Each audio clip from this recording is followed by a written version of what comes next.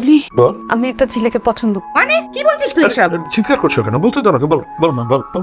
আমাদের 3 বছরের রিলেশন হ্যাঁ। ছেলেটা খুব ভালো ইমরান তুমি চাইলে আমি ওর সাথে তোমাকে কথা বলাইতে তুমি নিজেই দেখো ও কেমন তোমার ভালো লাগবে আমার তুই এখন বড় হয়েছিস, তোর ভালো মন্দ বুঝতে শিখেছিস। আমাদের টেনশন তো তোকে নিয়ে, তোর সুখ নিয়ে, তোর কষ্ট নিয়ে। তুই যদি মনে করিস তুই ওই ছেলের সাথে ভালো থাকবি তাহলে ভালো। ওই ছেলেটাকে একদিন আমার কাছে নিয়ে আসিস। হ্যাঁ, থ্যাংক ইউ তুমি না ভাইজান এখন কি করছেন? আমি একটা এনজিওতে জব করি আর ও বাচ্চাদের পড়ায়। ও আচ্ছা, খুব ভালো। আমি গ্যারান্টিতে বলতে পারি ইমরানের মতো ভালো ছেলে আপনি লাখে একটাও পাবেন না। আপনার মেয়ে আমার ছেলের কাছে ভালোই থাকবে।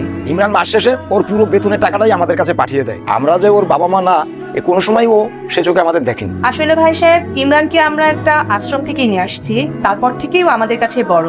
আর ইমরান যখন আপনার মেয়েকে পছন্দ করেছে সেখানে আমাদের কোনো আপত্তি নেই। এখন আপনার সিদ্ধান্ত, আপনি যেটা সিদ্ধান্ত নেবেন সেটা আমাদেরই সিদ্ধান্ত। না না, তা তো ঠিকই। আমার মেয়ে তো আর যাকে থেকে পছন্দ করতে পারে না। ওর পছন্দের উপরে আমার আস্থা আছে।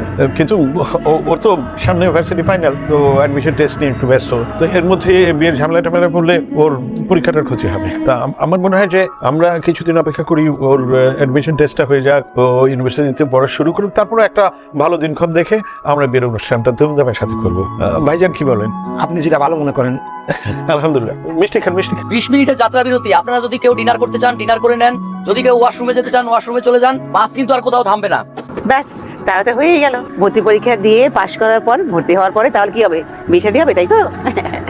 মা গো শোনো, আমি কিন্তু নামতে পারবো না, পায়ে পানি চলে এসেছে, আমাকে ধরতে হবে। হ্যাঁ, তুমি আমার সাথে এরকম কেন করলা? টেনশনে আমার হার্টবিট বন্ধ হয়ে গেছিল। সারাদিন কত খুঁজি তোমাকে, তুমি জানো? তুমি না আমার সারপ্রাইজ দেওয়ার চেষ্টা করো, এবার অলমোস্ট ধরে ফেলছি না, এই জন্য লাস্ট মোমেন্টে প্ল্যান চেঞ্জ করি। তোমার সারপ্রাইজ বড় নাকি আমার টেনশন বড়? Happy birthday.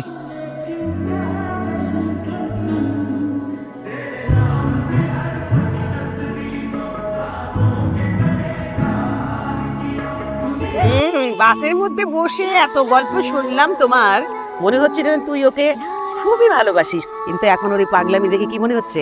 মনে হচ্ছে ওই তো তোকে বেশি ভালোবাসে। খুব খুশি হলাম, আমি দোয়া করি তোমরা সুখী হও, তোমাদের এই বন্ধন আজীবন অটুট থাক। এবং একটা কথা কিন্তু মনে রাখতে হবে, তোমাদের বিয়ের সময় কিন্তু আমাকে দাওয়াত করতেই হবে।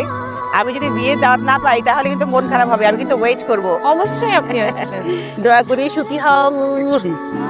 আরে তুমি এখানে? আপনি আসছেন? ইমরান কোথায়? ও আসে নাই। আমি সকাল থেকে ওকে ফোনে পাইতেছি না, ফোন বন্ধ, কোনো খোঁজ খবর নাই। কেন? ও তোমাকে গতকালকে সারপ্রাইজ দিতে গেল, তোর সাথে দেখা হয়নি? না, কালকে দেখা হয়েছে কিন্তু আজকে সকাল থেকে আমি কোনো খোঁজ পাচ্ছি না। আপনাকে কিছু বলে যায় নাই? ও তো যে গতকালকে যে বের হয়ে গেল তোমাকে সারপ্রাইজ দিবে বলে তোর সাথে দেখা করবে, এরপরে তো আর বাসায় আসেনি। সকাল থেকে অপেক্ষা করতেছি, ফোন দিছি কয়েকবার, ফোন বন্ধ, পাচ্ছি না। আমাকে বললো যে আমাকে নিয়ে ব্যাংকে যাবে, এরপরে আর কোনো খবর নেই। কি হয়েছে? মন খারাপ কেন?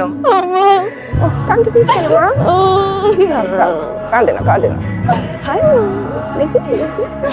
খারাপ হয়েছে? হ্যাঁ, ইমরান কি হয়েছে? ইমরানকে কোথাও খুঁজে পাচ্ছি না। কি বলিস? ওর ফোন বন্ধ, বাসায় না, সকাল থেকে কোনো খোঁজ পাচ্ছি না। ওর কোনো বিপদ আপদ হলো কিনা আমি বুঝতে পারছি না। আমি জানতাম এরকম কিছু একটা। আর যে ছেলে পিতৃ পরিচয় নেই, বাড়ি ঘরে ঠায় ঠিকানা নেই, এরকম ছেলের কাছে আমরা এর সাথে আর কি আশা করতে পারি? ও তোর সাথে রিলেশন করেছে, শুধু টাইম পাস করেছে। খোঁজ নিয়ে দেখ, হয়তো এরকম আরো কয়েকটা মেয়ের সাথে একই কাজ করেছে। বাবা যখন ফ্যামিলি ইনভলভ হয়ে গেছে, ও বুঝেছে ও ফেসে যাবে, তখন শুধু ফোন বন্ধ কেন, বাড়ি থেকে পালিয়ে। আল্লাহ যা করেন ভালো জন্য।